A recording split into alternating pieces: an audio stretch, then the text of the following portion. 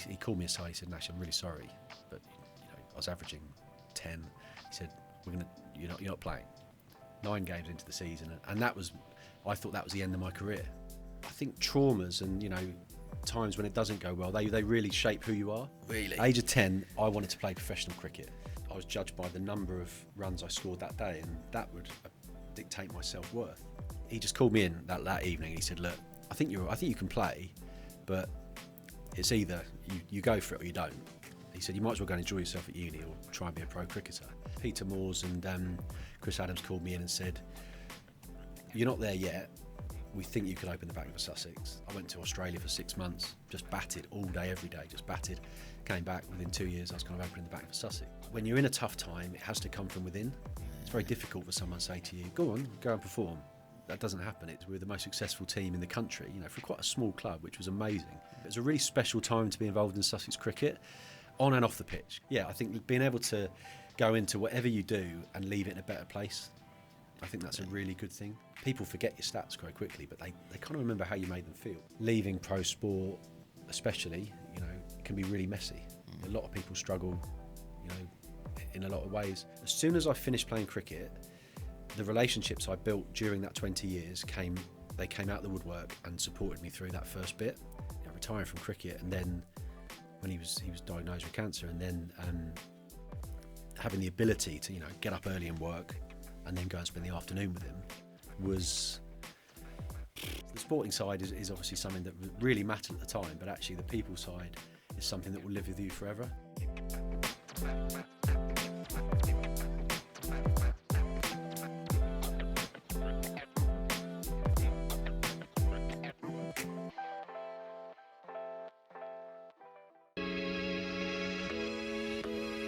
I'm on a mission to help the world to see success differently. Through sharing the stories of our guests, I hope to inspire those that listen. This is the Different Hats podcast, produced by H2 Productions. I hope you can join us on this journey.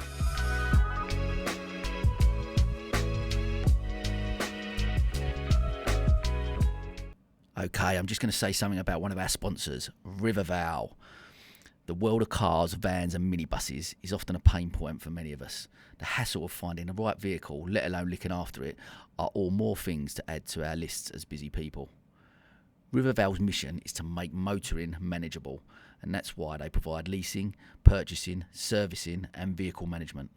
So whether you have one family car or a fleet of vans for your business, Riverval are your trusted vehicle supplier.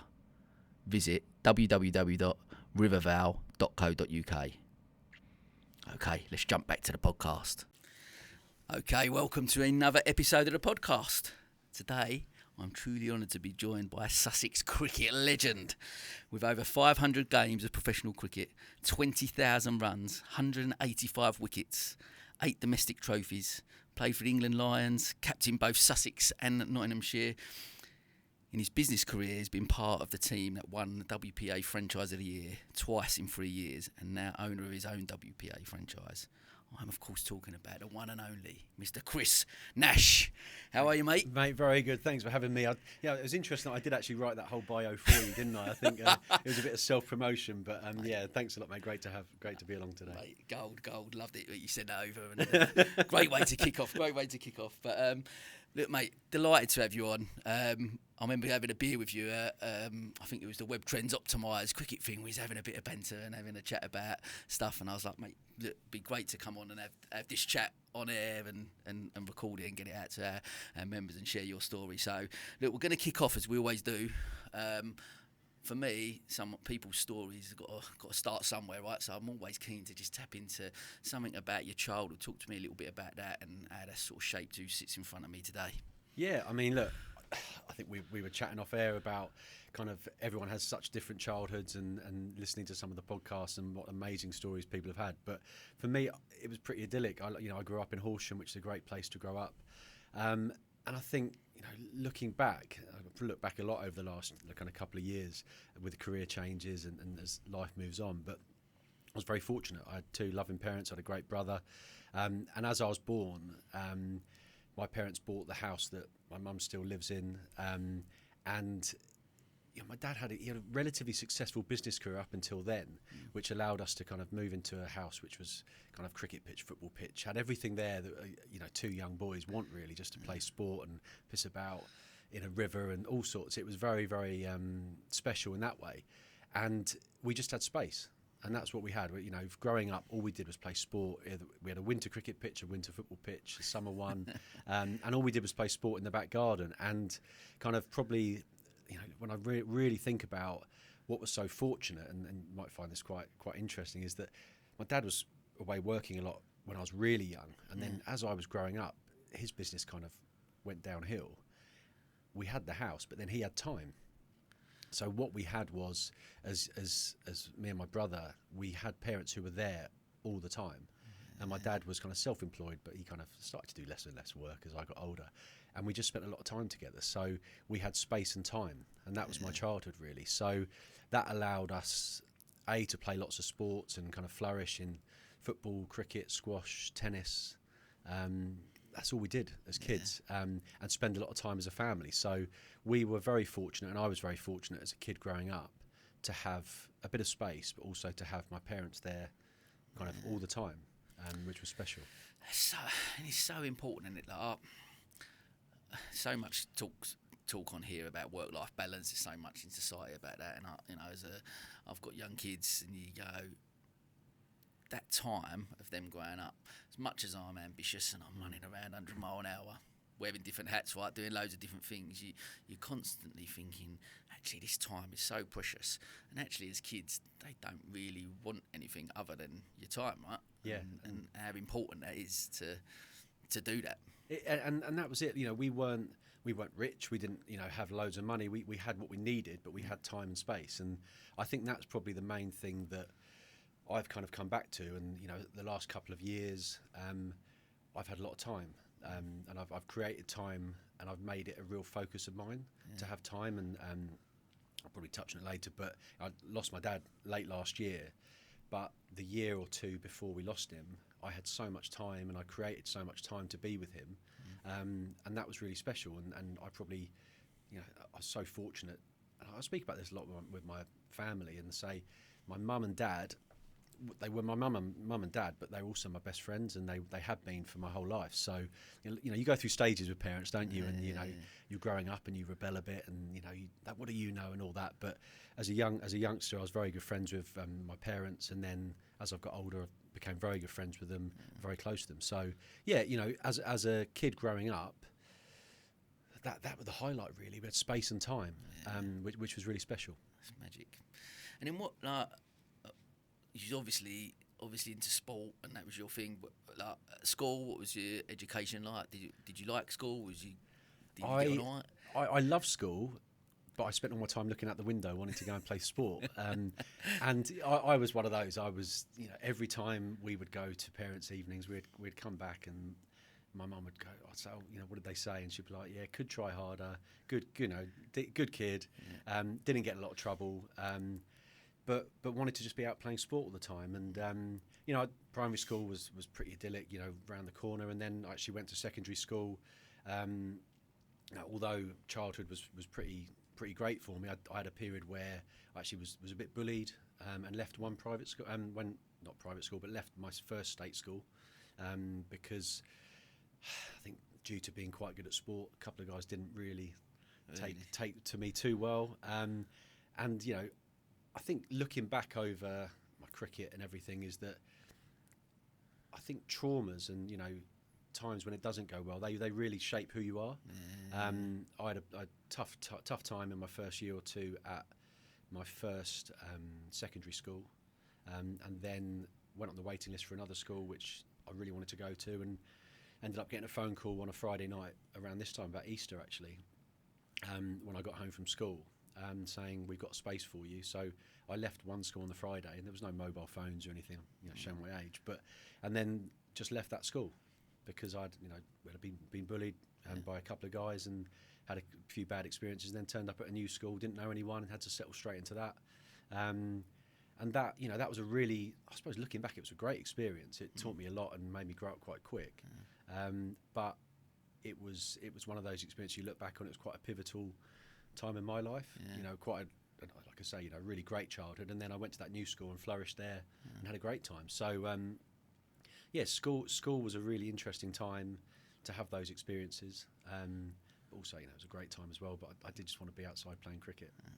And do you think, like, going into that new school environment, coming from where you did, and going through that period, but coming into that new school environment, how much sport, I guess, being good at sport as well, being able to integrate in a bit quicker. Like, I always think that I played football all my life, and I weren't a bad player. So you go to different wherever you are, you just seem to be able to fit in maybe, or build relationships quite quickly if you're okay at sport, or just enjoy it and you're part of a team, right? It's you can go anywhere in the world and kick a ball about and have kind of 15 mates. Yeah. I found it going to a new school. I was straight into the football team, the cricket team, and the squash team, and all that. And you went straight in and suddenly had some friends. And I always say to, you know, I've got my nephews, and if I ever coach kids, I'm like, it's great to play sport because it does, you know, open up friendship groups. And I used to go. I've been to Australia, New Zealand, play cricket out there in South Africa, and immediately got 15 kind of mates. So sport is an amazing tool to, you know, and it's not necessarily, you don't have to be that good at it, but just to be involved in a club. You know, I was lucky, I had a great cricket club around the corner, and a lot of my good friends from there, from when I was a kid, we all met there, you know, 11, 12, 13, and they're friendships that last a lifetime. So, yeah, sport is one of those amazing things that can bring you together and create opportunities for you. Yeah, I've been with the twins. They'd be 9 in May, and obviously being a football fan, I was desperate for them to both get into it, and both of them like, yeah, no, we're not interested. And finally, Sienna, my daughter, got into football last year, and it's her first time, and like she hadn't practiced or anything, and she's not, you know, she's finding her way and she's doing, but she loves it. But for me, whether she's going to be a great footballer or not that talented, the bottom line is she has got that group of friends already. Yeah. Some of them from school or whatever, but some new friends. But they've just this great little community. And I look back, like, I haven't played for Thamesmead since I was 30, 15 years ago. We're still on a WhatsApp group. You know what I mean? I still meet them for a beer, and you go, like, there's something special about that, right? There is, and I'm so big on it, and you see it a lot nowadays. You know, and I've done a bit of coaching here and there, and I've got nephews who are kind of around the 10 and 12 mark, so they're starting to get into more competitive sport. The one thing I know from sport as a kid, I was obsessed with it, and I loved it, and I was never pushed, and it was all about, if I didn't enjoy it, I didn't have to play. You know, and it's such a big lesson for me that, you know, especially for kids now, and you see it, you know, at junior levels, and suddenly parents think, oh, you know, be professional and all this. You know, at 12 years old, and at 12 years old, I mean, I always use the lesson. My England under 15 side, that I was very fortunate to get into the England under 15 side in cricket. I was the only one who made it. No, 2 of us made it to the professional game. So when I see 12-year-old kind of junior club players and county players, and people are getting carried away, I just kind of go, as long as the kids enjoy it, you know, up until probably 16, as long as you're enjoying it and you give it everything, then the chances are that you'll keep working hard. Whereas if you don't enjoy it and you put under pressure, you'll get to 16 and hate it. And I bumped into an old mate of mine who played county cricket with me, and he went all the way through to like 20, played Sussex twos, was a really good player. And he actually said to me, the day he stopped playing cricket was the day he was happy, because he pushed to try and be it. And I think he had external influences. And actually, if it's all because you just love the game, I think in any sport, you've got a better chance because you'll work harder for you as opposed to for other people. It's such a valuable lesson. I don't know if you've seen it, but I watched that King Richard with. Yes. Have you seen it? I haven't seen. I saw it the other day. I should have told me. I would have watched it. Yeah, I saw it, and that, like, I mean, for a dad to go, like, he'd planned his daughter's lives before they were born. Yeah. Like, don't get me wrong. Look at what they've achieved. Yeah. Incredible, right? But it'd be so interesting because it doesn't delve so much into that side of it, but it'd be so interesting to see that relationship between them and what they've actually, because to map your kids' lives out before they're even born and put that amount of pressure on that you're going to be number one in the world. I don't know. I personally, I don't think I'd want to go down that route, because I've said the same to my kids, that whatever they do in life, whatever path they take, do something you love doing, right? And if you don't love doing it, then I'm not going to force you to do it. That's got to be the thing, isn't it? Well, I think the danger is that you look at that and go, well, Serena and Venus became the best, and everyone will go, well, it's a good model. But think of how many people that, and there are, you see them all the time, where the parents have pushed them in with expectation and pressure, and the kids end up giving up that sport very young. So you probably got that small, example, but there's probably hundreds of thousands, if not millions of examples of kids who've been pushed in by their parents and fallen away, hated the game. You never know where it goes. So it's an example of, I think, the very, very small minority of the success that comes from that. Whereas, again, I talk from my experience. My mum and dad never pushed me. They were just there for me. They made sure I went to every game, and we had ups and downs. And the key is when I had a bad time, and sport is never linear. There's always going to be so many ups and downs through it. I don't know any player that goes through their life and just seamlessly goes from team to team and scores runs, scores goals, and then never stops until they stop.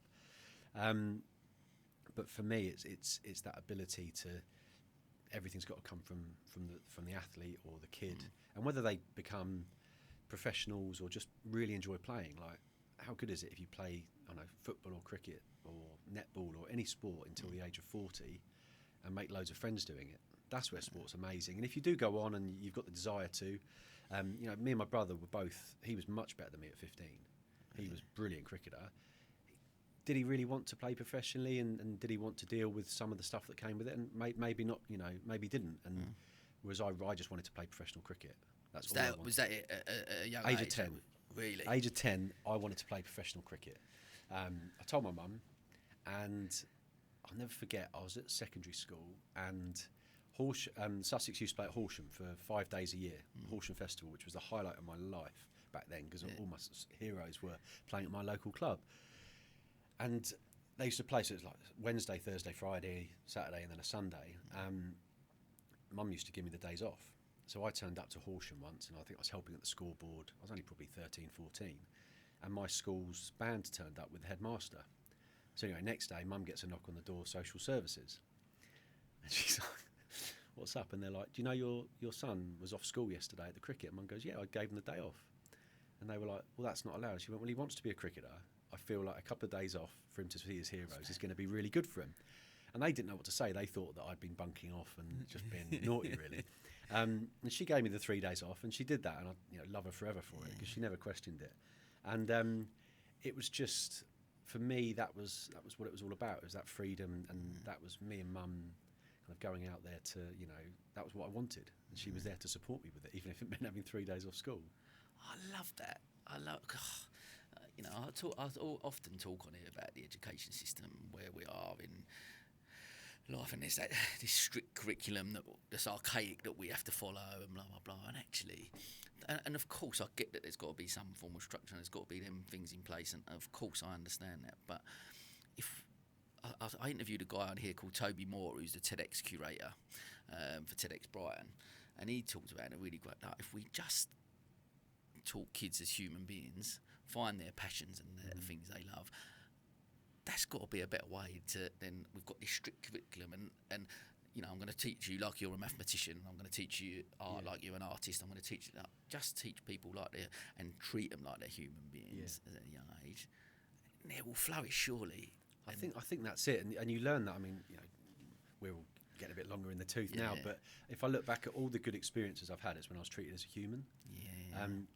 Good and bad. There's been times when I've been really successful and I was treated badly, and there have been times when I've been really successful or and treated well, and on the flip side as well. And I've had times when you do have dark times when you're playing pro sport, and in most careers, you have down times. It's not all great. People start businesses, it's hard. People start in careers and go through it. Professional sport's tough. But when you're treated with compassion and treated as a human, I remember those very, very vividly. And when you get treated with compassion, you never forget that. And it's a great lesson, because when you do it, when you're treated like that, I had a couple of instances later on in my career where I had both sides of the coin, and I remember them specifically, and it shaped me a lot in the last probably 6-7 years, how I want to treat people. Simple things like, asking someone how they are. It's not necessarily. I think if you look at cricket's a really good example of you're judged by a score. As a batter, you're judged by how many runs you scored that day. So for me, a lot of my time playing professional sport was I was judged by the number of runs I scored that day, and that would dictate my self-worth in a lot of times. Rightly or wrongly, and it's all lessons you learn, and that's sometimes the way it is, and it's not always easy. That's the way it goes. But judging yourself like that, I used to walk down the street in Hove, sometimes having got a low score and head down, and then there were times when you got a big score and you were walking around and I had people shout out the window, "Great, well played, mate," and all that. And then other times when people went to me, "Oh, you're crap," So it's quite up and down. But when people treat you like a human, I think it takes away all of that, and it makes life simplifies it a bit. You can live in that nice middle ground where you're quite happy, as opposed to being too up and down. And professional sport, especially, is a real yo-yo. So I guess it doesn't allow you to do that, because especially professional sport, you're in the spotlight, right? So be on the TV, or like you said, you're in an area where you're constantly seeing people. You're in that spotlight, and I guess, like you said, when it's good, it's great. Yeah. Right? And I guess you walk on cloud nine and you're walking around enjoying that. I mean, you mentioned in some of them darker times. I like to always talk about challenges that we face. I do feel like resilience is a big thing that comes out of a lot of these conversations, and sometimes it's the tough times that really make us who we are. And can you delve into a couple of them over the period of your, you've had a fantastic career. I went through the nice bio that you sent me. Well, obviously the list of amazing accolades, but and we're focused on some of them highlights maybe a little bit later. But it'd be just, can you talk about some of them challenging times, like whether it be injury, whether it be poor form, or anything like along them lines? Yeah, I mean, and again, they're all. If you speak to any cricketer who's been around, or any sports person who's been around, they'll have a lot of ups and downs. I mean, for me, I had some really key times, and I think everything was quite smooth up until the age of 15, 16. I was playing for England under 15s. I was playing for Sussex. I was a bit of the kind of blue-eyed boy of kind of Sussex cricket, and got to kind of 17, and things fell down a little bit. I was dropped from Horsham first team, and thinking I'm not good enough. I'm not going to make it. I think I got to 18, and that's the time you either turn pro or not. And I had university lined up in the background, and Peter Moores and Chris Adams were the coach and captain at the time. So this was 2001, and they just said to me, "There's no contract." So they just said, "There isn't a contract for you. Best bet, go off to university, take a year out, work on your game, and see where you get to." So I went off to university. Got to university up at Loughborough. How does that feel though? Like, what went through you? 'Cause obviously, from 10 years old, I want to be a professional cricketer within touching distance, and then you get told that. What? Funny thing is like my mum always jokes, because parents are quite laid back. But the minute I got told that, I said, "Screw you! I'm going to go to university and get a contract when I come back." It was like, and that's been something that I'm quite proud of, actually, is that every time I got told no, or you're not good enough, or didn't get picked, I kind of went away and said, "Screw you, I'll give it a crack." And I went away to university, Loughborough, kind of thought, I got 3 years, had a really good time for a few months, and drank and ate and had some fun, and met my best mates, and they're still my best mates today. So in that respect, it was great. And then I got to the February, after I started in September, October, got to the February, and I completely missed a training session, hungover, and didn't turn up. And the coach, Graham Dilly, bless his soul, he passed away a few years ago, played for England and was 1981 Ashes, and real legend of the game. And he just called me in that evening. He said, "Look, I think you can play, but it's either you go for it or you don't." He said, "You might as well go and enjoy yourself at uni, or try and be a pro cricketer." So that kind of meeting was a real turning point. Went away, trained, got in good shape, did well that year, came back, did well the next year, made my debut for Sussex while still at university. And then when I finished playing at university, this was it. The meeting was either I'm going to be a pro or I'm not, basically. Because if you're not getting a contract at kind of 2021, probably nearly past it a bit. And Peter Moores and Chris Adams called me in and said, "You're not there yet. We think you could open the batting for Sussex." At that stage, I was batting kind of low down the order and just kind of bowling a little bit. And they said, "We think you can open the batting. The rest is up to you." So that was in October. I went to Australia for 6 months, just batted all day, every day, just batted. Came back within 2 years. I was kind of opening the batting for Sussex. So it's, I suppose, it's a good lesson in that I got given the kind of the rejection twice, and then was like, right, I need to work hard. And then I got given a bit of support, a bit of love. And Peter Moores and Moorsey's a good friend of mine. She spoke to him this morning. Chris Adams, they gave me a little bit of belief, and that was what I needed. I'd already kind of gone away to work really hard, and then that little bit of belief, that bit of hope to say, this is what we think you could do, that really spurred me on. And then from there, I never really looked back. Amazing. And I guess there's an element, like you alluded to there, about that self-belief as well that you had inside, like that, screw you, I'm gonna go away and I'm gonna come back and do it. Where do you think that comes from? Is that because of the surrounding with unconditional love from parents, and from that they give you that self-belief that you go into stuff like, I'm often talk about that, from starting your own business, whether following a career path, whatever that looks like, there's got to be that element of self-belief that you believe in yourself more than, because there's going to be a lot of people, naysayers out there, that will go, yeah, you can't do that, or no, you're not good enough, or you can't do that. Where do you think that comes from you? I think going back a bit, I absolutely loved it. Right. I just wanted, and you get feedback from different people, and Mike Yardy was my captain at a stage, and he used to say to me, he said, I'll always pick you because I know you're up for it. I know you want to play. And I think with pro sport, and going back to that, if you're pushed into it, when shit hits the fan, you're not going to really have the stomach for it. Yeah. And I know, looking back over the time I played, and at good times and bad times, I was always up for it. I always wanted to play cricket. I always wanted to go out there and perform. Whether or not I didn't, that was down to talent or the other person being better. But it was definitely, when you're in a tough time, it has to come from within. It's very difficult for someone to say to you, go on, go and perform. That doesn't happen. It's you saying, and that's probably the same in business. If you're motivated from within to do it, and I've definitely taken that into my next phase of my career. Yeah. If it's something you really want, you keep going until you get there. But it's coming from in there. It's very difficult if it comes from there. Yeah. That's such a great lesson, I think, because we're look, social media, and we're constantly bombarded with content and external validation that we so many people will crave. We often look outside to get that validation. Oh, they've said I'm good, or I've got a like on that, so I'm doing all right. Do you know what I mean? But there's one big lesson I guess I've learned from having so many of these conversations, and Bruno said it when he come on, actually, when I spoke to him, exactly that. Like, we need to look more within than we do, because we're constantly looking outside for that validation. Whereas if we can look within, and we're good with who we are right here, and we know, and that all that self-belief and everything comes from in here, that's how we can go on and progress. And first I was chatting to my nephew. He's just starting out on his cricket journey, I suppose, using that word.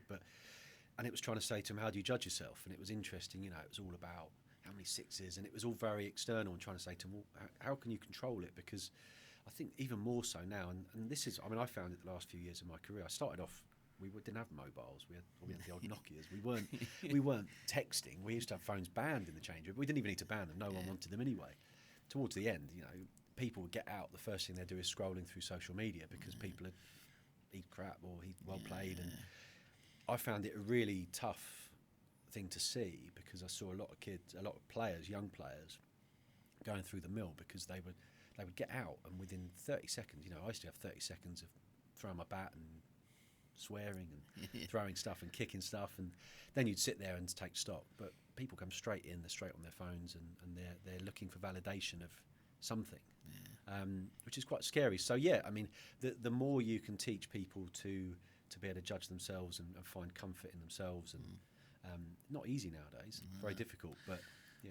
And do you think, like, because I heard a podcast, actually, you mentioned Mike Yardy. He'd done a podcast with a mutual friend of ours, Gary Peters, recently, and he talks quite openly about mental health struggles that he's sort of had. And do you think that that's highlighted even more so now, with, like you said, with the young kids, with the pressure of social media in the game? Like you said, you go back to your early part of the career, and it was, you'd come in, you'd have your team around you, maybe, I've had a bad game or whatever, but you got people around you to talk and get through it, whereas people are more insular and they go into that and that social media. Do you think it's highlighted more now in the game, or what you? It's awful. If I'm being, you see the hatred that comes through social media, and we used to go and have a chat. Like also me and Righty would just give each other a bit of crap, take the piss out of each other, and we'd work it all through. And I look back, it was, and it's very, you don't want to be that person. It's in my day and all that, but I probably saw from 2002 to 2020. From kind of no mobile phones to no social media through to being bombarded with it. And I had my moments with it, and it's a real dangerous one because it can really influence you. Especially as a young player, people are impressionable, and I was fortunate enough to grow up where after the day's play we'd sit and have a few beers, or we'd go out for a bite to eat together, and we'd chat, and there was no distractions. And I learned, that was where I learned everything. I learned everything about myself, and made the best friends. So it was a great time to be. I'm so happy I played in the era that I did. And everyone will say, the era's changed. Money goes up, and the person, you get more exposure. Every era changes a bit, and the era before me was even less exposure. And I'm so happy to have played the era I played in. It was a great time because we were together. We were a bunch of guys going out and playing cricket and having a really, really great time doing it. And we weren't too distracted, which was brilliant. Love that. And I guess another thing I often touch on, and especially from a business point of view, I talk about culture within a company, bloodline of a business, right? But I'm such a believer that there's so much similarities with that in sport, right? Especially like a culture within a team, and have a good coach, a good manager will come in and help when you talk about Ferguson or whatever that looks like, but building a really strong culture. And listening to you talk there, taking away, like you just had that team bonding there. Like I know me and you spoke a little bit about offline. You said like I just loved it. Like we was just a group of lads that just all got on, and you had that, and that's something. Do you think that gets lost a little bit now? Maybe with the younger players, they haven't got maybe so much of that. Yeah, I think people go off, because they can be on their own and still be connected, if that makes sense. Yeah. I mean, looking back, I was the most lucky, cricketer in the world, really, in that I came along at a time when Sussex were 2003 won our first championship. That 10 years from 2000, probably 2002 to 2012, amazing. It was. And I thought about this earlier. We were bigger than the football team at that stage, which people now would go, never, they look where the team are. There were times when we were the biggest team. We were winning doubles and trebles, and we were winning all the trophies. We were the most successful team in the country, for quite a small club, which was amazing. We had a great work ethic. We had some great players. We used to play in front of full houses all the time. It was a really special time to be involved in Sussex cricket, on and off the pitch, because we were so together, and we would be best friends with the people who parked the cars, and it was a real one unit, and we were out there fighting against the world, really, and that's how it felt. It might sound a bit dramatic, but it was a really special time to be part of that club, and I'm so lucky that I came along, and we had Mushtaq Ahmed and people like that who were really special. I was one of the support act in that group, and it was really, but it was great, and there were lots of us who were there, and we all kind of chipped together to look after some of the best players and put our performances in to win trophies. But I mean, it was the best time ever to play in front of some of the big crowds, and the interest and the buzz. For that short period, we were kind of minor celebrities, minor Premier League celebrities. It was brilliant walking around Hove, and everyone would know the cricketers, and I still get it every now and then where people had a really good time watching it. So I was very fortunate, but we had a real purpose, and we worked really bloody hard together. We had some really good values, which I think are vital, and I still use a lot of them today. I think it's easy when you're in business or when you're in sport, you can have these fluffy values that go up on the wall, but we had some values which were really important to us, and they'll live with me forever, really, which is if you're going to have a lesson from a sporting career, that's the best thing you can have, really. What were the values? Talk to me about that. Probably the most important thing for me was that, I mean, we all sat there. We've all been there. We've sat in these meetings, and there's a flip chart up, and we put these really cool words, and they look great, and then they get printed up, and they look really good on a wall, but they mean nothing because they're not lived. I I think the idea of trying to leave the club in a better place when you your time will come to an end, and whether you've been there for 10 years or 1 year or 20 years, and you think that the club will, that your changing room space will stay forever. Probably, someone like Bruno is a legend of Brighton, but when you leave that changing room, what are you remembered for? Because someone else will come and change in your locker, and it's quite sad sometimes. And I remember clearing out my locker for the last time, bawling my eyes out and taking my bag out.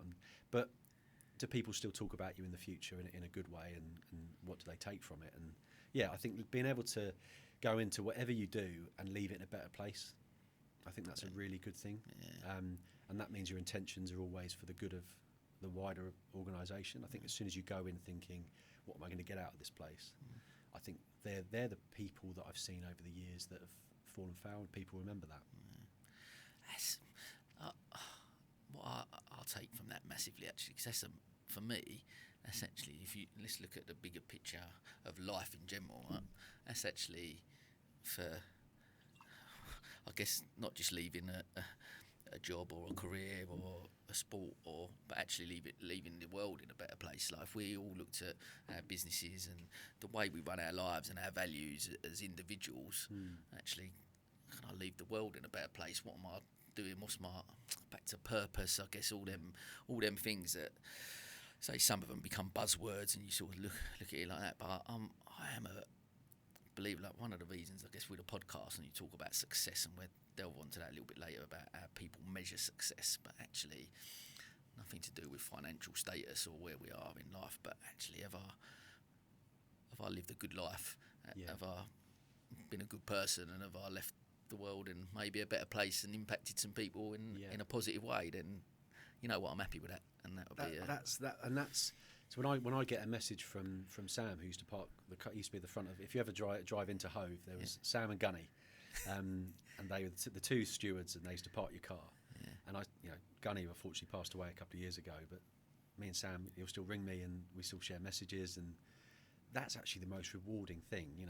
Forget about the bio I sent you.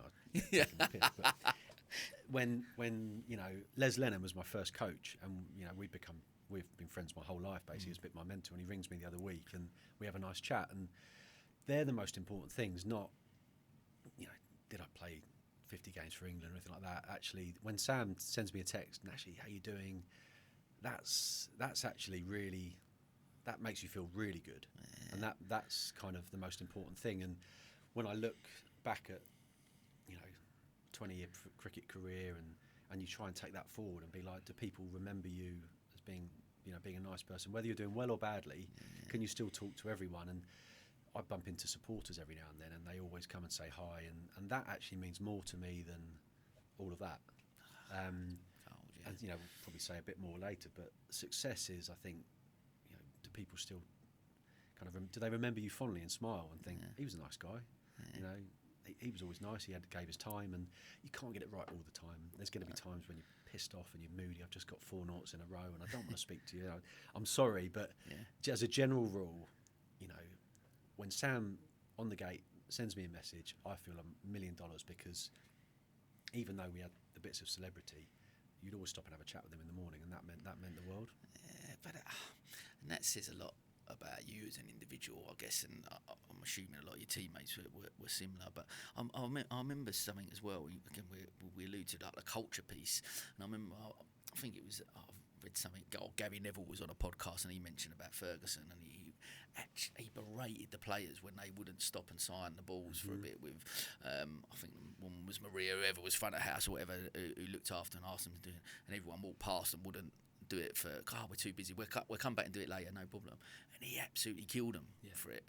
And that says so much about that person, about culture again. And obviously the listening to you talk about the culture then, I guess, at Sussex Cricket Club, you was all part of that family, that team that made you successful, right down to Sam parking the cars to you scoring 100, do you know what I mean, in cricket. And that's a brilliant culture, and that's a winning culture, right?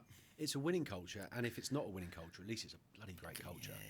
And when you look back at it, we used to have pre-season dues and end of season dues, and everyone would be there. It wasn't like, here's the players, and it wasn't. Although we were the ones out there performing, and we were, we were, I suppose, not superstars. We weren't at all, but we were the ones who got to go out there and perform. But it was the people in the office, the catering staff. We used to go in there and be served lunch, and we looked after really well. With the budgets we had, we were looked after really well.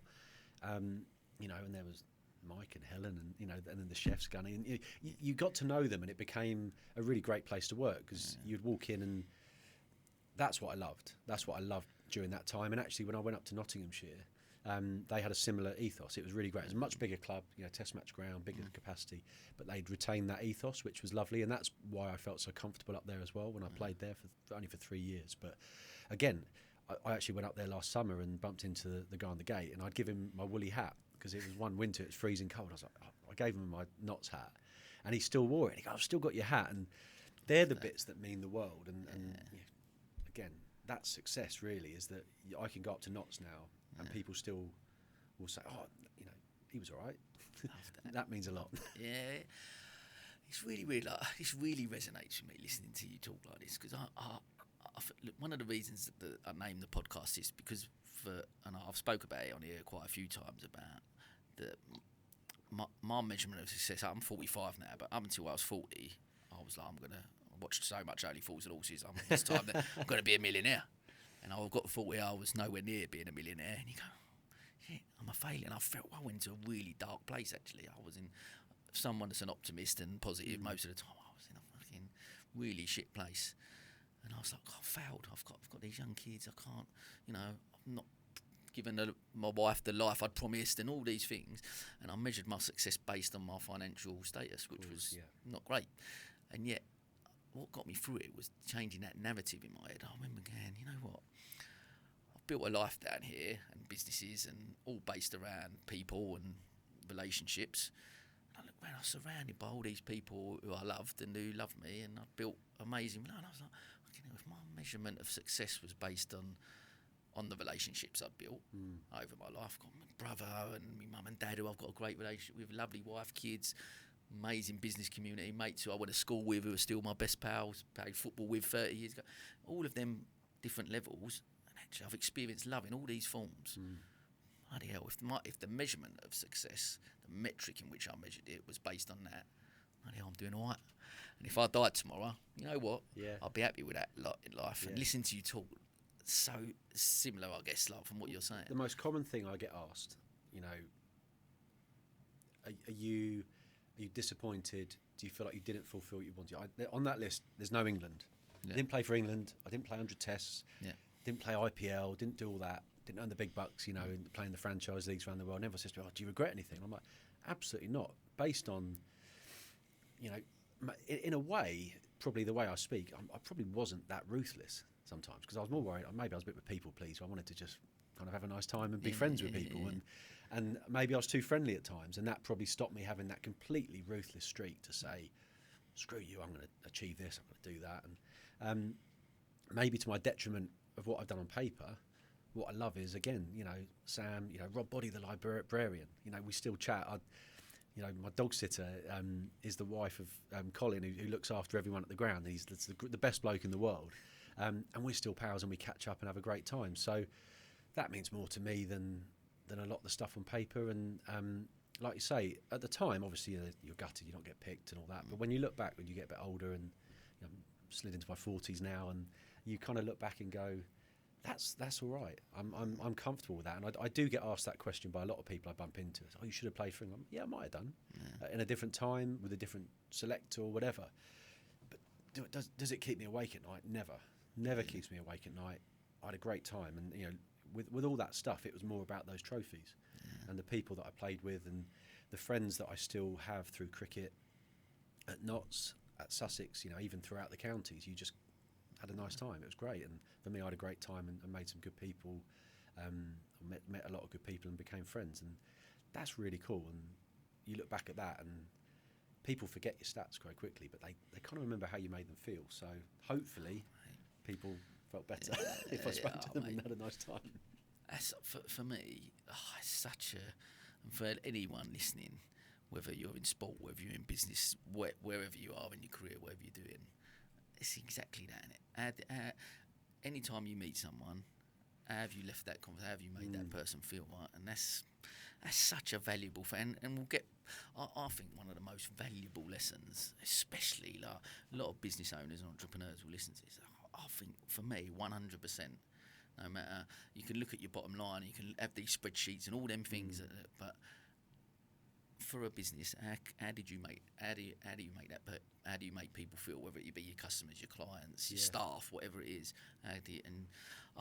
Like I said, I'll probably be a pound note behind a lot of people, but I am confident I can walk into most rooms with my head held high and go, I've not screwed anyone over.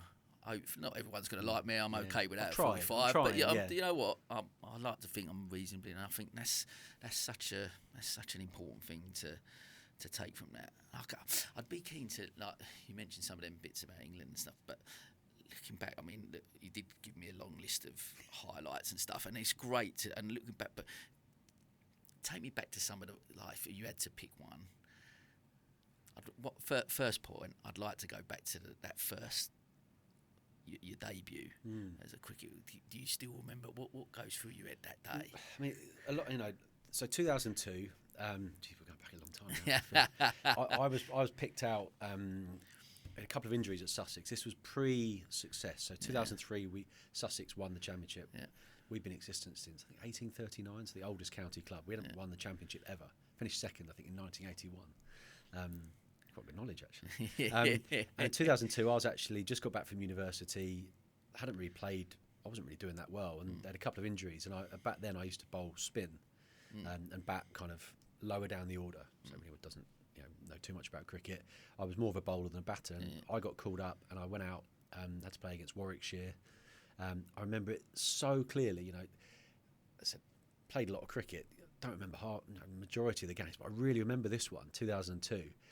But I made that debut. I had a really good start, and then it kind of got worse and worse and worse. I didn't get any runs. I took 2 wickets. It was a bit crap. We got absolutely hammered. And I didn't play again until 2006. So from my debut to my next game was 4 years. Wow. So it shows kind of, and I went from I think I batted 10 in my debut and bowled, and my next game I opened the batting. So in 4 years, I almost went from one player, one professional sports person, to a complete other, which is probably the best bit for me in anything, is that I was batting 10 and then I batted 1. So that's quite a big shift, and that was a really good indication that I worked really hard for 4 years, and I earned my way in. And I think that I do feel like everything I got out of that I earned the right to play again in 2006. But my debut was surreal. It was on the radio. Me and my dad were driving around Hove, and it was announced on the radio, and I'd just been given like my Sussex tracksuit and my Sussex helmet, and I felt like people were going to line the streets to see me, and they were going to be like, "Oh my God, the saviour!" And it was like, it felt like the biggest thing in the world having your name mentioned on the radio. They called up Chris Nash for Sussex v Warwickshire, and I went up there, and Dad came up with some friends, and we sat and they sat and watched, and I caught a catch and got a wicket early on, and then got hammered everywhere and didn't get any runs, and that was that. And I thought that might be it. I thought I might play one game and never play again. So it was like an isolated debut. It was almost like, here's your, you've won a prize, you've just won the auction. Yeah. There you go and play a game for Sussex. And then, all right, you're done now. So I had to kind of come back from that, and then 4 years later I'd earned the right, through a lot of hard work, to go and play, and then kind of cemented my place and never left kind of the team, really. This is Geo. Geo runs a scarf company. Geo doesn't see the need for telecoms. Everybody uses mobiles now. But can a mobile really be a business phone? Geo is having coffee with a client, Gabby. Well, actually, Geo prefers acacia leaf tea. But what happens when someone calls? It could be a big new deal. Surely it would be rude to take the call? But many people hate leaving messages. They may just call a competitor instead. What can Geo do? The answer is simple. Turn the mobile into a business phone. With the Go Giraffe app, Geo can quickly transfer the call, or before the meeting, Geo can simply use the app to divert calls. No more missed calls, lost deals, or unhappy customers. Turn your mobile into a business phone today. Go Giraffe. Wow. And I guess that, like, from a mentality point of view as well, like, that drive and determination to have that debut out, I guess have a taste of it, and then but still and being able to adapt, I guess, as well. Like, was it always then? Because if you've come in as one player and actually be open-minded enough to go, you know what, actually my path is to go this way. I think after my debut, I realised I was a crap spinner, and I need to go and learn to bat. So I thought I better go and learn to bat. And and I think. And it's funny because I was very much a Horsham boy. I played for Horsham all my life, so I had to go back to Horsham and just perform and get runs and wickets. And that interim period was a great time because I was playing for my home club and just working really hard. But yeah, going back, I mean, I think I realised quite quickly that I probably wasn't good enough to go in as a bowler. And then we signed Mushtaq Ahmed, who was one of the great spinners of all time. So to kind of see him come in and win game after game for Sussex, and then. Yeah, it was just like I had to be single-minded and say, well, I'm just going to have to learn to bat. And then I got given that bit of kind of confirmation from Peter Moores and Chris Adams said, with you can open the batting for Sussex. And I was like, well, if you do, I bloody well better do. And that was just a winter of hard work. And then before you know it, I never opened the batting as a kid. I never scored 100 for Sussex juniors. I was never particularly good at batting, and then just kind of got my head down and worked, and it all worked out well in the end. Amazing. And then, obviously, was it 2006, 2007 championships as well? 2006, yeah. I played a few games 2006. And it was like, I think I remember getting called in at the end of like the 2004 season and called in, we're going to give you a year's contract. We think you can play. And it was like £6,000 a year. It was ridiculous. But didn't care. I got a number. I got my kit. It's like, I don't, pay me £100 a week. I'll be happy. Do it because you love it. I would have played for free. Just give me a number and say I'm a professional cricketer. You had Mike Yardy, Matt Pryor, Carl Hopkinson, all homegrown lads as well. So we'd all grown up together, combined with Chris Adams, Murray Goodwin, Mushtaq Ahmed. So it was a really special time because you had a lot of homegrown guys who just loved the club. We were obsessed with.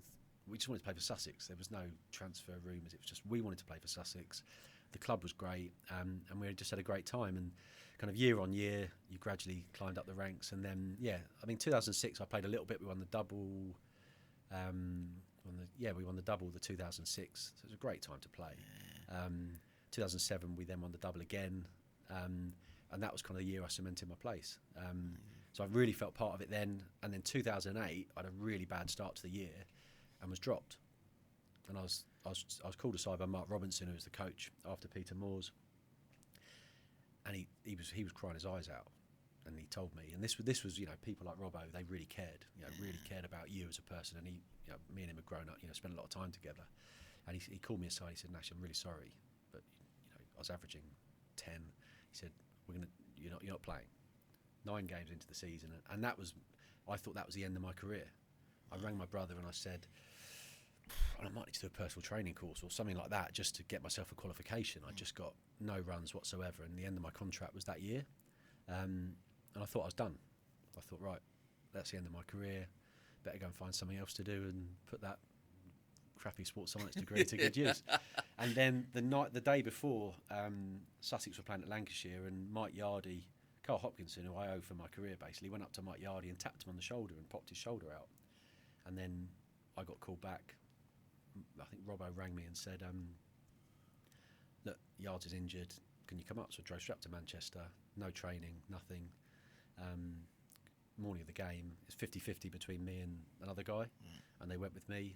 I got 100 that day, 100 the next game, 90, and it ended the season as like second top run scorer, and kind of never looked back. So I had a real moment, a line where it could have gone either way, and that Mike Yardy popping his shoulder out and me going in and playing again, it was like I wasn't playing, so there was no chance of me playing. Then I had a little chance, and then I got given the chance to play, and it was almost like, again, a good lesson. It was almost like all the expectation was gone. I went out with complete freedom.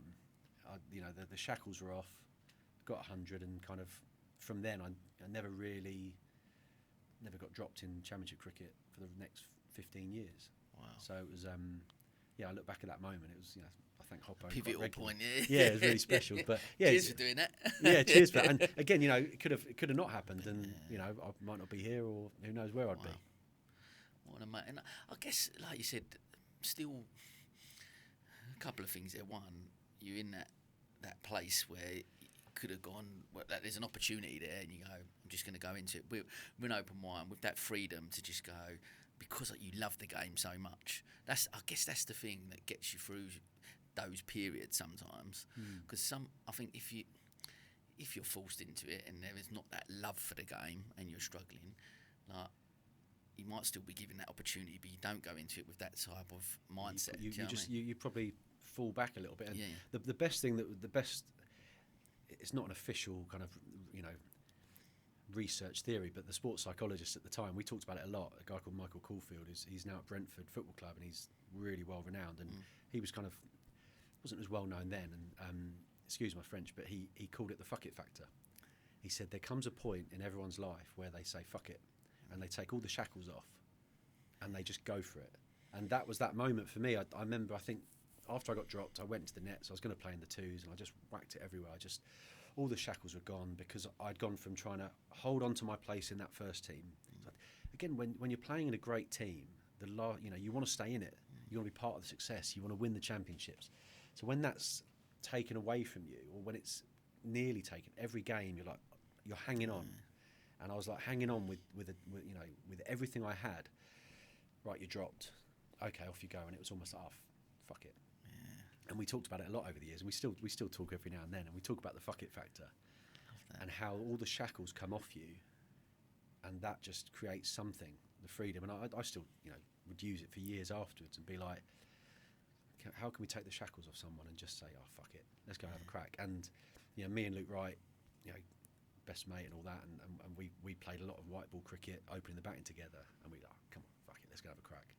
And it worked really well. And I think one of the things I really learnt was the fuck it factor was actually a really good lesson to learn. Yeah, I bet. And even I guess because obviously you captained both sides as well, didn't you? So what lessons, I guess, from there as a leader, like on the field, and would that be a lesson that you'd want to try and teach the younger players, or what do you think makes a good leader? It's really interesting because, funny enough, I mean, I actually had certain people say to me, "You can't lead the way I could lead, the way I wanted to lead." I just wanted everyone to be happy. I wanted everyone to have fun, and I still get messages from a couple of people who just said to me, playing under your... I wasn't fully captain. I used to captain. I was vice captain a lot, and I still had people say to me, the most fun I had was captaining under you. And they used to call me, one of them used to call me Captain Schmozzle, because it was just a bit of a shambles, and it was just really fun. And maybe it didn't have longevity, and there was a reason why. But I suppose it was just making sure that everyone was happy. That's all I really wanted. I just wanted everyone to have fun. And if it would always... I tried to never get it too serious. It was always just, can we have a nice time today? Because we're living our dream. We're playing cricket. Can we just go and have some fun with it? And the results will look after themselves. But I watch like England play now under McCullum and Stokes, and it's got that lovely vibe to it where they're not carrying the weight of the world on their shoulder. And I think that comes from, there were times when I used to carry the weight of the world on my shoulders, and that was when I struggled. When I just kind of enjoyed it, it was great. Again, you relate them lessons and what you just talked about there. You relate that to business. You relate it to life in general. That's such a, because especially, and when we get on to talking about obviously the business side of stuff, and because running your own business is tough. It's tough sometimes, right? But actually, if you can come in at it with that same sort of mindset, that I want to just enjoy myself. I want to have a good time. I want to be happy. That's generally, if we can live our lives like that, that's what you want. That's what I want for my kids. I want all the other stuff aside, achievements and success or whatever them things look like, happiness and fulfilment. That's got to be the ultimate goal, surely, because however long we're on this mortal coil for, you want to go and have a good time. Yeah, do you know what I mean? And enjoy it. And that's a great thing. Like as a leader, I guess. From I can understand why people would want to play under. And that, we had some fun. And like I said, I never got given the full captaincy, and maybe that was because I wasn't the hard one. And, I wasn't going to bollock. Do you think like sometimes as leaders there does need to be that element of that? Then there is, and it's definitely a weakness. I encountered it many times. I'm not very good at the difficult conversations. I want someone to be happy. So if it's a bit more generally speaking, if I've got someone and, you know, in business and in cricket, and I had to have that hard conversation, I'd probably end up kind of pulling back a little bit and sure. just going with them and letting them have their way, because I wanted them to be all right. And I wasn't very good at upsetting people. It wasn't really my nature. And I think that the great thing is, as you get older, you realise that's just not my nature. I can try a little bit, but I'm never going to be that kind of person. I'll always probably go on the side of appeasement as opposed to kind of, you know, wanting to have that confrontation. I'm not very good with confrontation. And I think everything, you know, going back to being a kid and, you know, the time element and then the work-life balance and how I've tried to live through cricket, it's all kind of been about being happy and other people's kind of smiling and having some fun with it. And there were times it definitely held me back. You know, and I know that at times probably people's perception of me was that maybe I was a bit of a joker or I didn't care or anything like that. That was just the way I was, and that was my way of kind of dealing with things, whereas some people might appear to be completely driven and focused, and there's no real difference. It's just I just did it a certain way, so just the way I was. I love that. The other thing I heard Yardy talk about as well the other day was I'd be keen to just tap it, just a couple of little stories you talk about having fun and stuff. Mate, he mentioned a year, I think he didn't delve into the story too much when you was fines. I just heard a little thing. I heard it on the podcast. I thought I might mention that to you today. Yeah, and this is the bit where it's very hard to be captain and fines master, because on the one hand you've got to be the serious bloke who says, right, you're dropped and stuff like that, and then there was me being fines master, and it might have been the fines meeting in Barbados. I think he might have mentioned this. I actually haven't listened to the whole thing. Yeah. And that rings a bell. Barbados. Yeah, it was Barbados, and Yards was captain. We went out there to play in a T20 tournament, and I had this great idea that I'd give everyone nicknames. So I'd give them all a name tag, and every time you spoke to someone, if you didn't call them by their nickname, you'd have to do a shot of Jägermeister or whatever it was. Main problem with that was I was the one presenting the whole thing, so I was in front of everyone, I was speaking, so every time anyone said anything, if I didn't get it right, I was doing a shot. So it was one of those, it was like self-sabotage at its finest. And I think Yards was called the bully or something, because he was captaining or something. I don't know why I called him that, but anyway, everyone had these nicknames, and Yards kept piping up because we'd all had a few drinks before, and anyway, I kept calling him Yards. So like Jägermeister. Obviously, the more Jägermeister I have, I'm standing up in front of everyone, I'm getting more and more drunk. Everyone starts piping up because they know what's happening, so I keep getting the names wrong, and I'm like bang, bang, and it just descends into me basically finding myself for about the space of 45 minutes until I could barely speak, and everyone else is just laughing at me. So I've gone from the fines master should be in control, and I completely lost control. But we had one of the great nights, and everyone was in Hawaiian shirts, and we just had fun. And we had a number of those over the years where and I loved it. I loved all the social side of it, and we bonded over it all, and it was great. And you know, again, you weren't allowed your phone. You know, we used to bring in.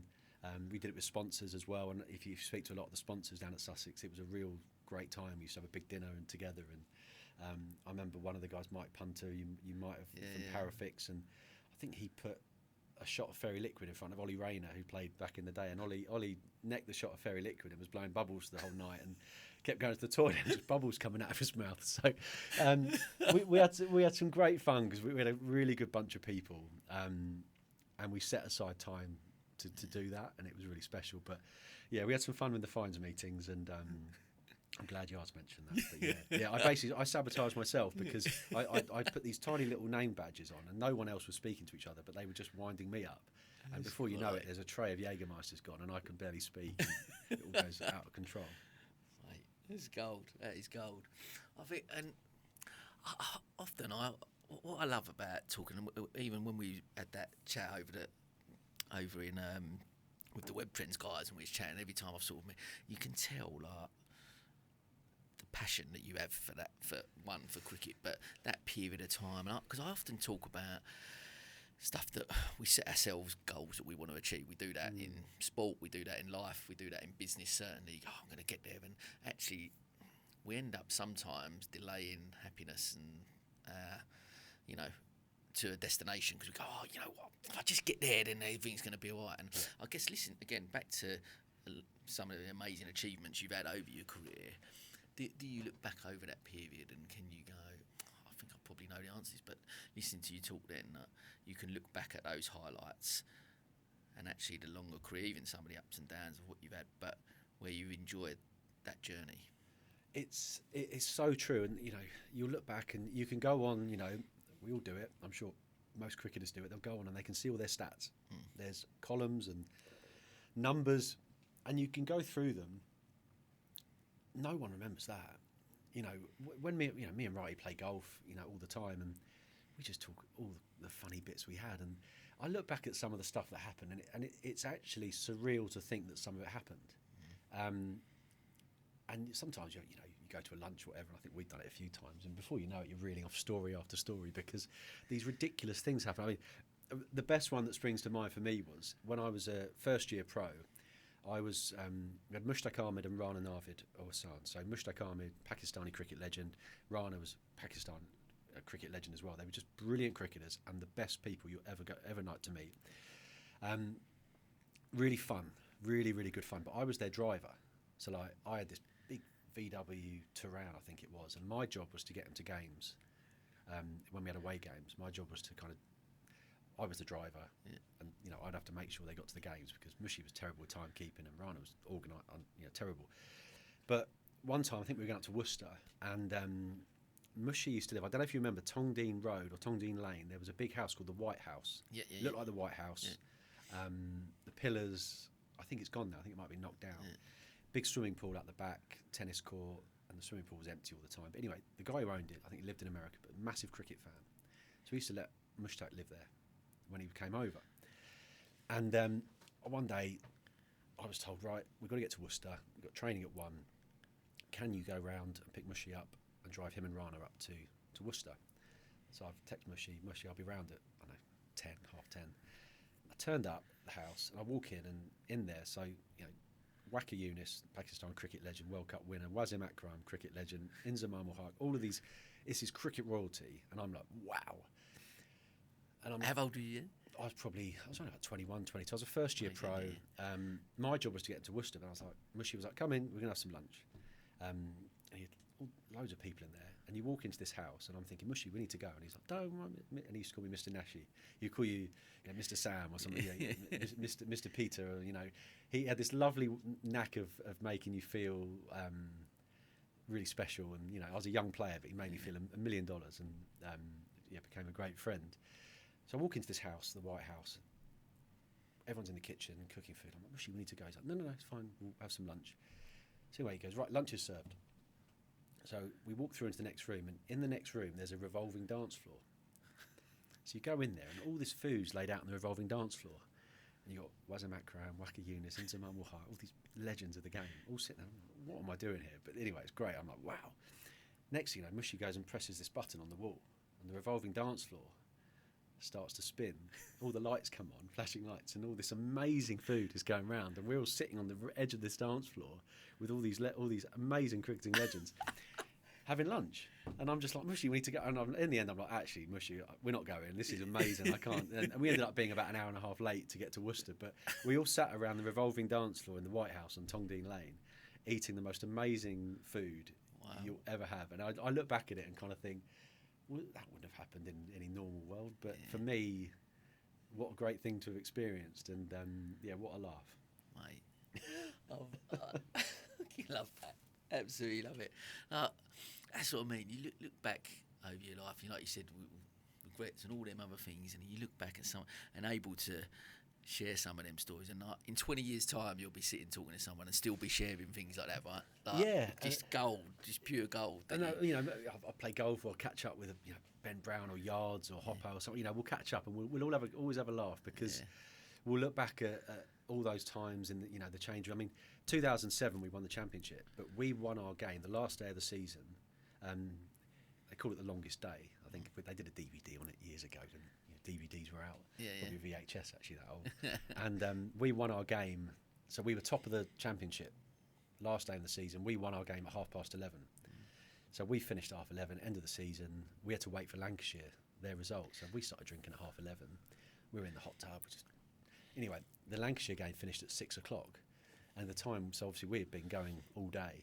But but also all of our crowd had then gone to watch Brighton. Must have been at the Withdean actually, 2007. Yeah, they'd all gone to the Withdean, and then all the crowd, most of the crowd from the Withdean had come back to Hove afterwards, and the outfield was full of people, and they were kind of playing the radio commentary of the Lancashire v Surrey game. And if Lancashire didn't win, we were going to be champions. So we've all been on it since 11:30 in the morning. All the crowd have been out at the football, got pissed. So by the time Lancashire lost their last wicket, 20 runs short of Surrey, we're all absolutely blind. The crowd are blind. And we had the most amazing kind of 2 hours on the outfield where everyone's just spraying champagne. And, you know, it was just amazing. You know, 4,000 people at Hove on a Thursday evening, or no, it was a Saturday evening. Yeah. Everyone drunk, won the championship. I don't remember a thing. Memories that last a lifetime. Exactly, mate, exactly. Wow. Look, mate, I love that. Well, listen, we could do a whole other podcast on some more stories. Is that what it's about? It's about business, isn't it? We need to do so. Let's talk about this next phase, next chapter, I guess. Yeah. In like knowing that, you know, with any, especially in sport, your career's going to have to come to an end. Talk to me a little bit about leading up to that. Did you mentally prepared for coming? Did you always have a plan of what that next stage was going to be like for you? Talk to me a bit about that. I always thought about it, but I never knew what to do, because however much you think about it at 26, 27, I played till I was 38, so I never knew when it would need to be done. You know, I did a degree, I did a diploma in sports commercial directorship or something like that while I was still playing. I did my coaching badges, so I had things in place, but until that moment comes where you stop playing, it's very difficult to prepare. And you know, we have a lot of great guidance through the Professional Cricketers Association. I always say it's really difficult to prepare for something that you don't know quite when. You know, if someone says to you, right, you've got 2 years in September 2026, you're done. That's easy. You want to keep playing for as long as you can. You need certain things to fall into place for it to be smooth. I was lucky, and we were always very lucky at Sussex. We've got great sponsors and a real close-knit relationship. So I got to know a lot of sponsors through testimonial events and lunches, and just go and have a drink with them and going and getting to know them. So as my career was winding, I left Sussex in 2017. I went to Notts for 3 years, and it's very different at Notts. There wasn't the relationship, nothing like what I had at Sussex. So as I was, you know, at Sussex, I spoke to a few people about it, and good friends, and just said, you know, what do you think would be good? And they started to give me a steer on what might work. And then I had coaching in the background, potentially moving into the commercial world of sport. And realistically, you know, I think professional cricket, the average age of retiring is 26. I was lucky, I went to 38. But you have got a whole new career. You do retire. You know, as much as you'd love to just retire and then do what you want, you got to go and then have another career and, you know, pay the mortgage and live your life. So it's very daunting. It's really, and it's a massive issue in sport actually, and something a lot of us speak about now, and they're working really hard on it. But you see it in football as well. Yeah, of course. Doesn't matter how much money people earn, they still need a career afterwards. Because we need a purpose, right? Even like you said, even if the financial side of it was taken care of, like say Premier League footballers now could stop playing at 30, right? Yeah. They've got enough money to last them a lifetime. But irrelevant of that side of it, we still need a purpose. Yeah. Right? So maybe in your situation, obviously you need financial stability as well, because you need to earn money, but still need that purpose and need something that you... Because you're used to achieving, you're used to driving, you know, as...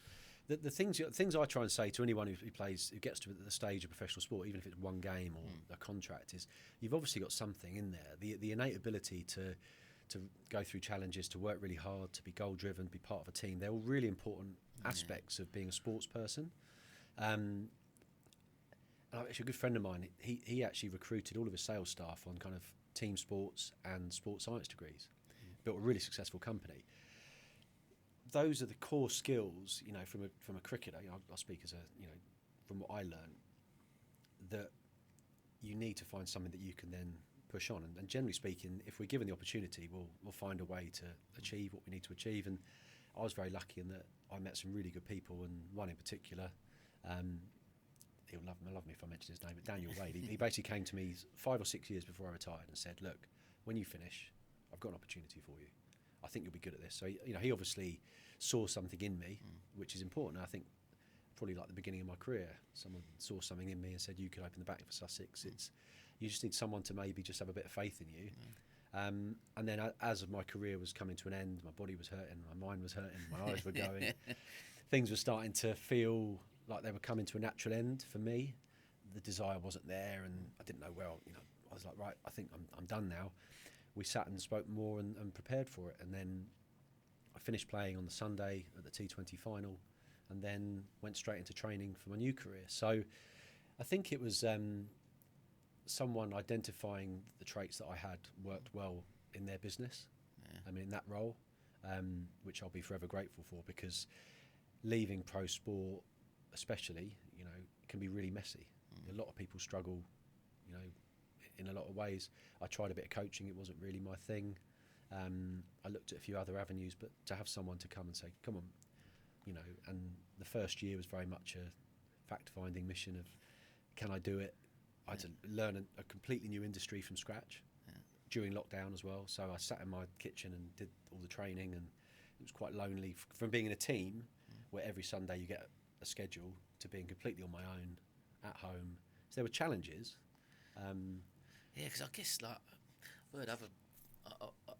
remember interviewing Lewis Hatchett on it as well, and he mentions that as well. Like as a professional athlete, you're almost told where to be, where to eat, what to do on a day, and all of a sudden you come out of that, and you can be as driven as you want, and to get to where you want it in professional career, like you said, all them attributes you mentioned about where you got to get to, and all of a sudden, with all that drive and stuff, but you haven't got someone over your shoulder then going, right, you got to be here at this time here. So I guess that self-motivation, that's got to be a big thing that you find out. Yeah, you go from having complete structure. It's like you will be, when I played at Sussex, you have to be at training at 9 o'clock. You have to have had your breakfast, pretty simple stuff. But all I had to do was turn up at training at 9 o'clock, having had enough food to train, had enough sleep. I wasn't hungover or too tired.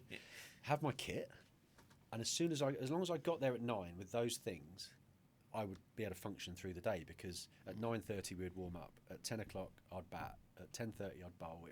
It was that, and then after that the gym would be there, and the S&C would say, Nash, you do this, and then I'd do some running, and that was your day mapped out. And then you finished that, and it was like, right, off you go, be back at 9 o'clock tomorrow in the same state you were.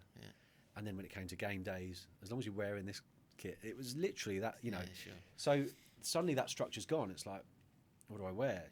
What do I? And you have to develop your own structure. So I had to develop, I had to develop my structure. Did you struggle? Did you struggle with that at the start? I think because I wasn't enjoying cricket towards the end of my career, because I was tired of it, and I actually got bored of that structure. I wanted to be a bit more independent. I think I really enjoyed it to start with, but I did have to work really hard. Keeping fit, not kind of going down that path of being lazy, because no one's telling you what to do. We used to get body fat measured and all that, so you have a standard you have to keep to. Then I had to hold myself to some standards as well of fitness and lifestyle, and then work rate. So I had to work hard at it, and it took me time as well. It took me time to get organised, because suddenly you have your own diary. You have to make your own diary. I had some really good people, guys like Ian Poysden, Ian Fletcher-Price. They the best thing I had. And this was a lesson, probably going back to a few things we said, was as soon as I finished playing cricket, the relationships I built during that 20 years came out the woodwork and supported me through that first bit. And that, for me, I'm 3.5 years out, things have moved in the nice direction, but who rang me, as soon as I retired, it was Ian Poysden, it was Ian Fletcher-Price, it was Mike Punt, all these guys, and they gave me their time, Nick Ascroft, from EMC, really, really good people. Who then gave me time and guided me, and gave me some confidence, actually, because I was in a world, I've gone from living in this little bubble where I get everything done for me, to suddenly in the big bad world of business, and you feel completely inadequate. You feel like, how am I going to operate here? How can I send an email that's worded right? Well, I haven't sent an email, apart from whether it's, sending some crap jokes, to forwarding to my mates. It's a complete shift where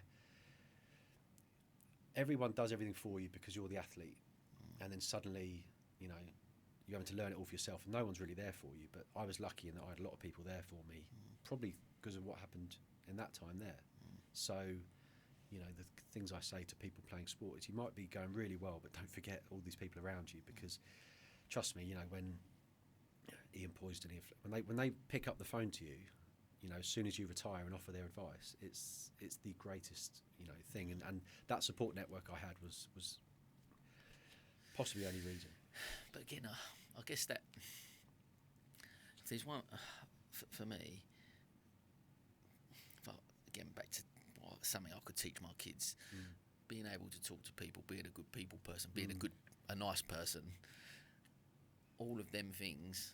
Those people only then reached out to you to get offer your support because you're a top bloke, because you're a good person, because they, you know what I mean, because you managed to build relationships. Like being a good people. Similar, I guess, in the sense that podcasts called Different Hats because of the loads of different things I end up getting to do. But what I've loved about it, I'm interested with the business community here, and as county business clubs grow, whether it is different in other, but the community here is incredible, right? Yeah. There's if you are a good person, I do think people will reach out no matter what I've got, whether I'm doing a Fern Balls event or I'm hosting a podcast or doing some, people will support me in that. And that, like, I remember when I shut the salon, you know, I failed. I had to sell my house in Essex, and everyone from Essex came to me, "Oh, you coming back now?" And I remember saying to Kelly, "Absolutely no way." I said, I've got more opportunities here. And man, the people did that, exactly that, picked up the phone. "You all right, mate? Yeah. Let's have a chat, see if what I can do." You know, blown away by that. I'll be forever. I look around and I think this community here is so magical and so unique, and that's what I mean. As it grows to the different counties, I'll be really interested to see what that dynamic's like in other places, how unique it is in maybe Sussex, Brighton especially. But because, like you said, I mean, wow, as a sounding board, people like Poised, Electric Price, Nick Ash, that's some sounding board there, mate. It was. I remember ringing Nick up and just saying, "Can I come and have 20 minutes?" And we sat in there for an hour, and I was like, "That's priceless. You know, people pay a lot of money for that." And we sat down, and he gave me some notes and said, "Well, these are the things I want to." And that kind of time that I got given early on just gave me real confidence and started. Sure. And then I worked my way in and found that I could work in those circles and deal with people in the business world, which for me the business world was like alien. I used to know a lot of people in it through and I think as sports people we were given great opportunity to access certain people. We would go to lunches and kind of be the guests of honour, I suppose. And there were days when you had just finished training or you just got 2 noughts, you didn't want to do it, but looking back, it was the most valuable time I've spent in my life was those times when I got given the opportunity when people actually wanted to know who I was. I used to walk into a room and be like, "Oh, you play cricket," and everyone would be like, "Oh, wow, that's really exciting." They want to talk stories. Do you know how to sell insurance? It's not quite the same, but it's those opportunities they really helped me when I finished, and it certainly made that transition kind of from one world to another, and it shows. And I spoke to Brad Hatchett actually about it, and we talked about networking, and the most powerful thing I probably learned when I got to the other side, and I kind of went out, having done my training and went into that world, was I didn't realise, but I'd been networking for probably 15, 20 years without anything to sell, which was the best networking.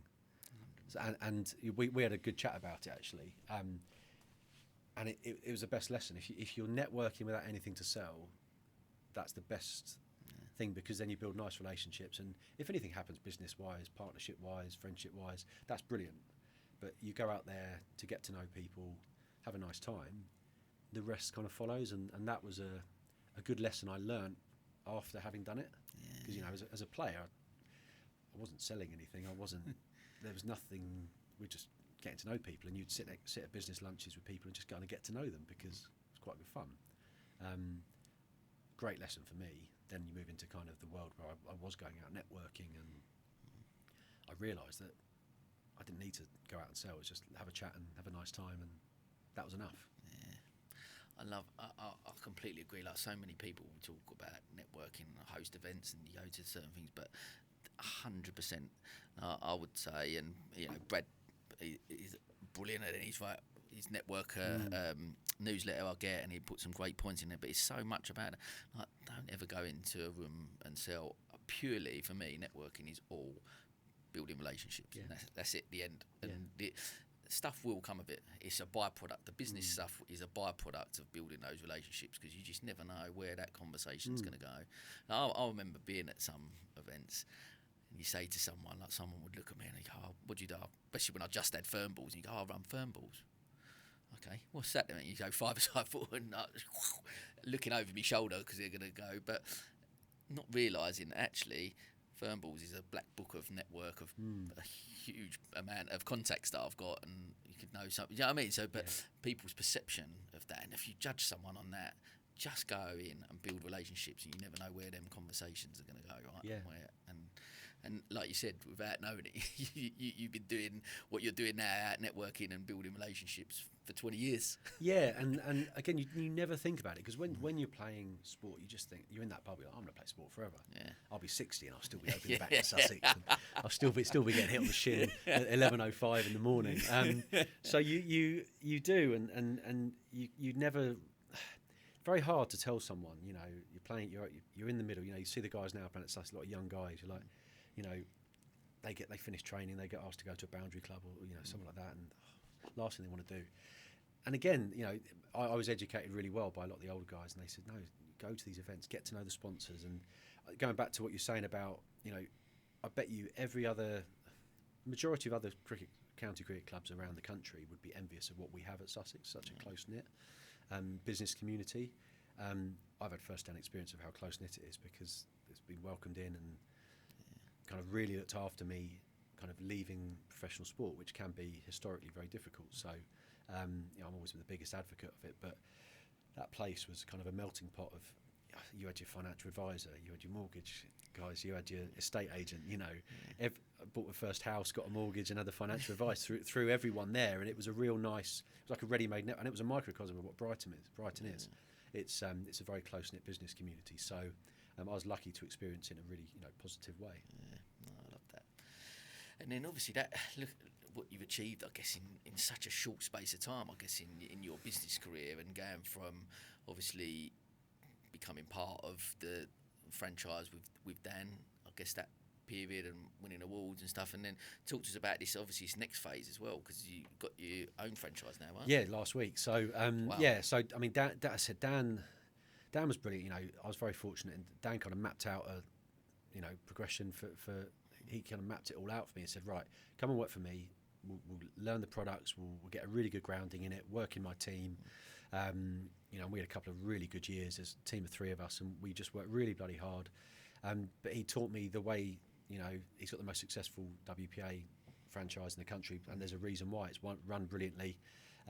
So he's taught me a lot, and just a few little lessons as well. And he was always really understanding of the fact that I wasn't a 20-year-old coming out apprentice. I was a late 30s guy who played professional sport.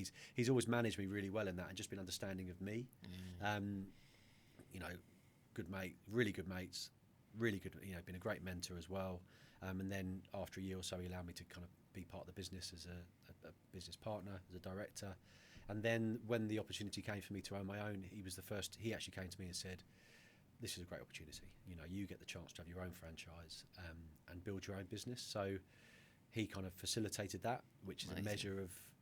It probably doesn't suit him as much as me in that respect. He's then got to find someone. Replace the irreplaceable, I suppose. No, joking. But he'll love that. But it's he had. I think going back to it, everything he's done, he's had my interests at heart. He wanted me to be successful. He wanted me to. It hasn't been about him. His business has been run really well, obviously by him and by having a good team. But when the opportunity came, he thought about me first. Again, these are just all the little lessons you learn, and I think going back to it, it's about being selfless. It's about caring about the person. I think the most important things I've learned from Dan, a couple of people I work with in cricket. Kind of a really good example was I went to Notts in my first year, and older player, got injured in my first year, bust my shoulder, missed a lot of the season. they got a bit of stick for signing me because I was 35 and they probably knew I was past it anyway. And I bust my shoulder at end of season. The CEO, Lisa, she just came up to me and gave me a big hug, and I thought she was going to be like a bit off with me because I'd performed as well, and she just said to me, "How are you?" And you know, before I was on today, I thought the most important kind of things I've learned was she didn't care that I'd been injured and I'd fluffed up her big signing. She just cared how I was. You know, you translate that to that. You translate to what Dan's done for me. You translate that to kind of, I suppose, hopefully how I've approached a lot of cricket. About you care about the person. But when Lisa gave me that hug, I was like, tear running down my cheek. I was like, I felt dreadful because I felt like I'd let them down, and all she cared about was how I was. Again, when this opportunity for this business came up, Dan approached me and said, "How are we going to get this franchise for you?" So that, if there are lessons that I can't take forward and try and help, I might get the opportunity to do that to someone in the future, then that's what I've learned really, and they're two really, really good examples. Yeah, I love that. And again, like listening to you talk about the whole of your career, moving into business, the thing that just links everything together is people, being a good people person, right? Being able to build relationships. That, if there's anything I guess people can take away from this conversation and take into the business world, wherever you are on your journey, right? Whatever career you're on, whatever business journey, that's such a key element, right? Yeah, and it's hard as well because you do, and people are complicated as well. So you do worry sometimes. I don't know about you. I'll go to an event and I'll talk to someone and I'll walk away and be like, did I bore the crap out of them? Was I really bad company? And I second guess it sometimes. But I suppose you're not going to get it right all the time because people are complex, and some people you'll try to be nice to them and end up pissing them off. It's just the way it is. But yeah, I definitely think it's a nice feeling when you can walk away and think, had a good impact on that person, or they'll walk away and had a nice experience with you. I think that's always a good thing. Asking the right questions and treating people as fairly as you can, I think is always a good thing. And I suppose 20 odd years of cricket and very, very short time in business so far is actually just trying to be compassionate to someone. Just be nice to them, really. Yeah, and it goes so far, doesn't it? That's the thing. I try and approach everything, and it's not always easy, but try and approach every situation, be empathetic and kind. Those two things. If I try and, I've got to a stage in my life, I think, similar to you, maybe where you sort of, I've always been a little bit of a people pleaser to a degree. But actually recognising, I used to get upset if I thought to myself if I've upset someone, or time, I'm like, if they don't like me, that would make me feel really uncomfortable. I've sort of got to a point in my life, actually it's okay if people don't like me. I know that I'm not a brick, and I haven't intentionally tried to upset someone. So as long as I've gone into a situation and someone just doesn't like the way and that's fine. And I'm sort of long enough in the tooth to be okay with that, I think, but that I guess comes with a little bit of age. I don't know if I use the word wisdom when I describe myself, but age definitely. But you get to that point in life and you just go, that's okay. But if I come at that with empathy and kindness, then I'm all right with that. I think it's experience, isn't it? And it's when you're young and you have grandparents and older people, they try and say something, and you're like, I know best. Yeah. You only really learn from experience, and everything, we've all been through you've had hundreds of people on here, and everyone talks about their experiences, and that's the only, that's when you really learn, and a lot of the time you kind of learn the most through tough experiences. And that shapes who you are, and then I think you kind of figure it out, and then you're like, I'm a bit old now. Wish I'd figured this out at 20, but hey, you can't, and that I suppose that's the trick, isn't it? Is that you do figure it out as you go through things, and through life we go through ups and downs, we go through success, and I think as you get older, you go through more traumas and lose people and all that. So it's that's part of it, and you get to a point where you become a bit more comfortable with all of those things. Yeah, no, I agree.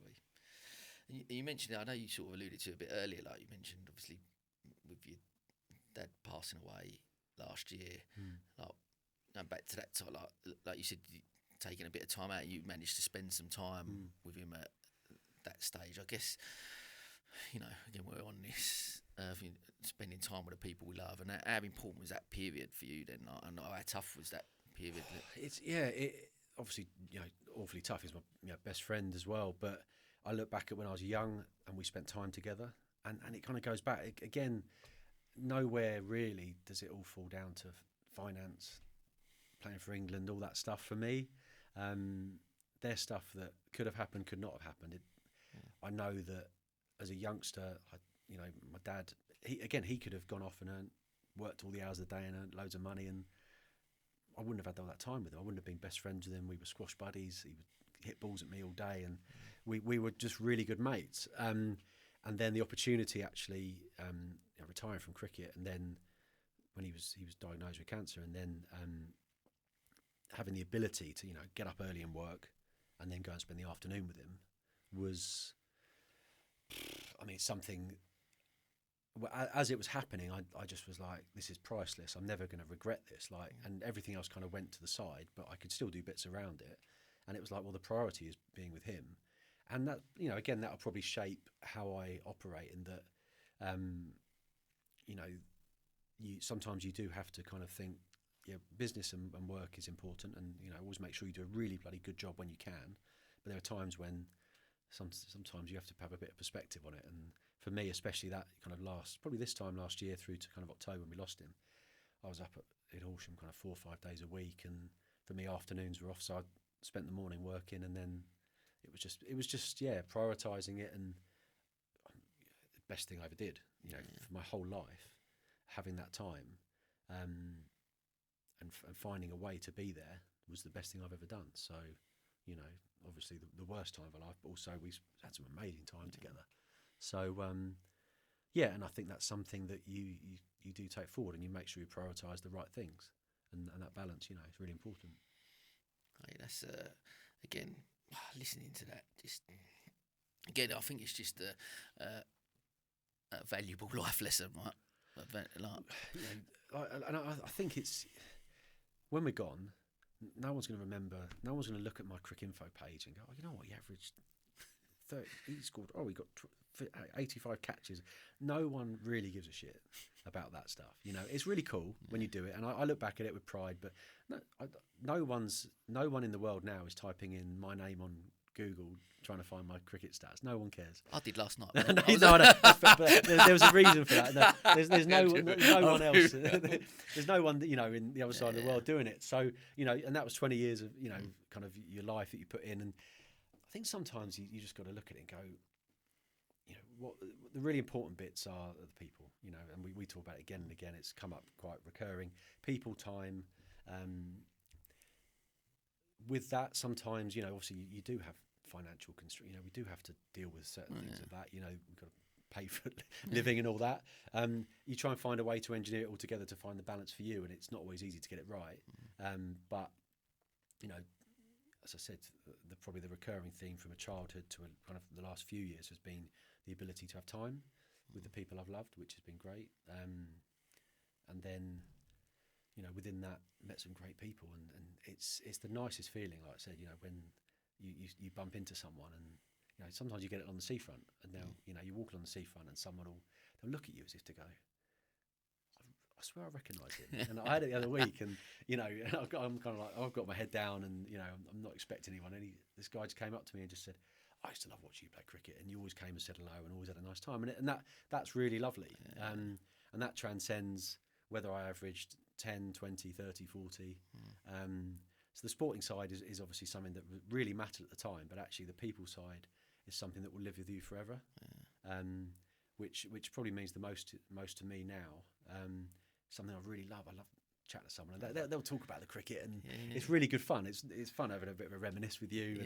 And, but so the nicest bit is when someone walks past and said, "Oh, I used to love watching you play because you had a smile on your face," or you used to come and chat to me in the crowd, or something like that. Love that. So look, mate, it's been such a fascinating conversation. Some brilliant stories and some great lessons. Like I say, not irrespective business, sport, but life in general. Right, so much all encapsulates it, and I think it's been fascinating. Just to finish off, I just want to, as always, and you've alluded to so many different aspects, I guess, of this, but just define success for me, to you. Difficult, isn't it? I think how someone feels after you've been with them. You know, if you walk away from a bit of time with someone and they've had a nice time, or they feel good about themselves, I think that's the most important thing. If you can make someone feel good about themselves, and I always kind of envy, like Luke Wright was great at that. He would have this positive outlook. You'd lose a game and he would still be able to look at the positives of everything. He'd make you feel good about yourself after a game, and probably why we're still good mates. But yeah, I think if someone walks away from being with you and they feel good or they feel energised, I'd consider that successful. Love that. Mate, listen, I wish you massive success with a new franchise. It's been brilliant. It's brilliant, funny stories as well as some really brilliant life lessons, like I said. So I'm just really grateful for your time and coming on and sharing that with me, mate. Thanks. It's fun, kind of delving into the past is always quite good fun, especially with the special times we had. But I think it's sometimes good to reflect, isn't it? It's good to reflect. I'm starting a new chapter kind of now, and it's lovely to reflect on the lessons, because we get so caught up in what we're going to do.